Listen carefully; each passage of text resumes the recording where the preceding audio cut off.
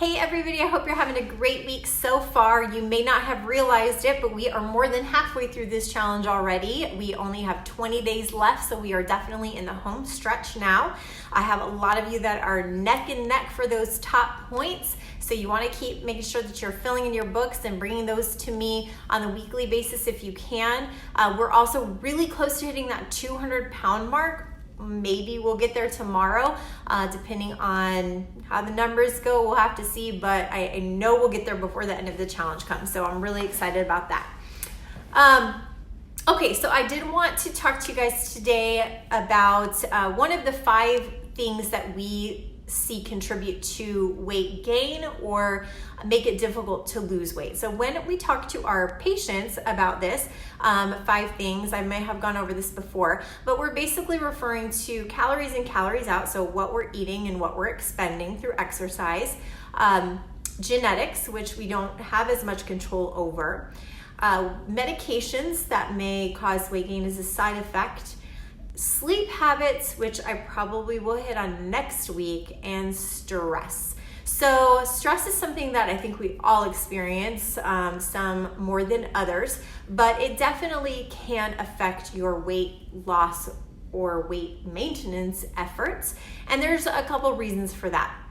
So when you're stressed out, so say a stressful event happens, there are a few hormones that are released in the body to help manage that stress. So it stimulates that fight or flight response. Norepinephrine and epinephrine are probably the 2 that you're most familiar with.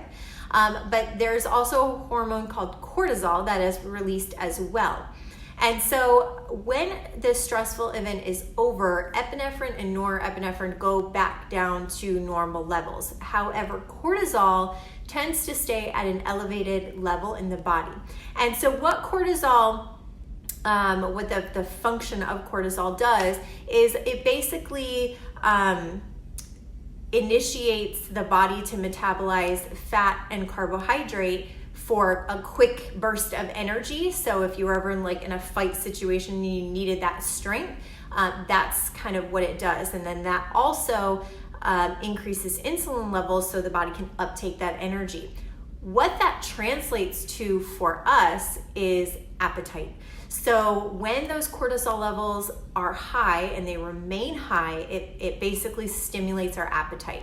And so what we tend to see is that when somebody is stressed out, even if it's a low grade stress, but it's chronic, like every day they're at a, say 1 out of 10, their stress level is always at a 7, 8, 9, or 10, and they have that chronic stress on a regular daily basis, they're gonna have that increased cortisol level all the time, which means that their appetite is going to be increased all the time. So that's going to lead to excess calorie intake throughout the day. So this obviously can definitely lead to weight gain. The other thing that we see when cortisol levels are chronically high is that weight storage tends to be more in the abdominal area instead of the hip area.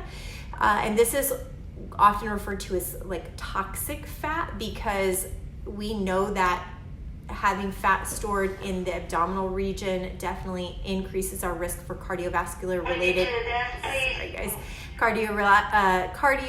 related incidents, so heart attacks, strokes. So of course this manifests a little bit differently for everyone. Some people, they tend to manage their stress a little bit better and have the lower cortisol levels.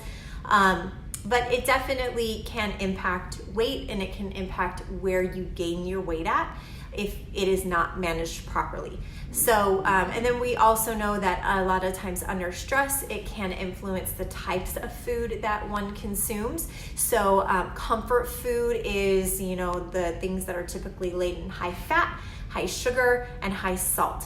And so the other thing that happens in the body when you have something that is high in any one of those 3 categories, it stimulates the same receptors in the brain as what we see in opioid addiction. So when you're looking under the brain, like at a brain scan, somebody that just took an opioid versus somebody who had, say, a refined sugar, it's going to stimulate the same area.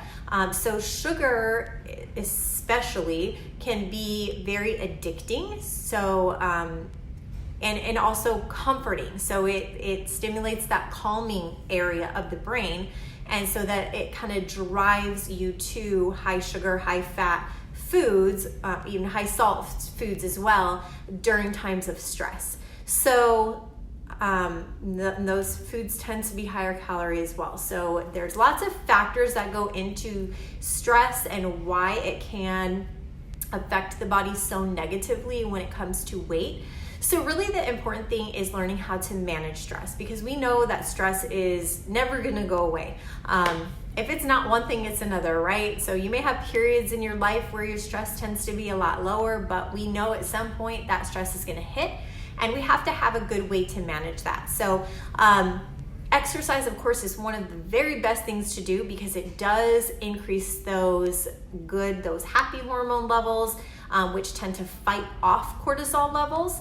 So making sure you're getting your exercise in on a regular basis, and then even practicing yoga and meditation actually does change the chemistry of the brain in the way that it manages stress and those stress-related hormones.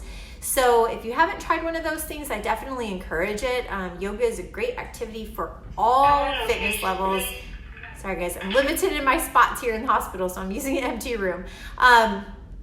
So definitely check out yoga. If you haven't yet, there is many apps that you can download that take you through a guided meditation. If it's something new for you, it might be a little uncomfortable at first. You can even start with just a few minutes and work your way up to, even a 10 or 20 minute meditation session that's all done just basically through your phone. So they make these things very accessible now. But if you have any other good tips on what you do to manage stress that's in a healthy way, definitely comment below and let us know, share your ideas, because we can all use a little stress management sometimes. So anyways, I hope to see you all at the weigh-in tomorrow. And I think that's all I have. So have a great day.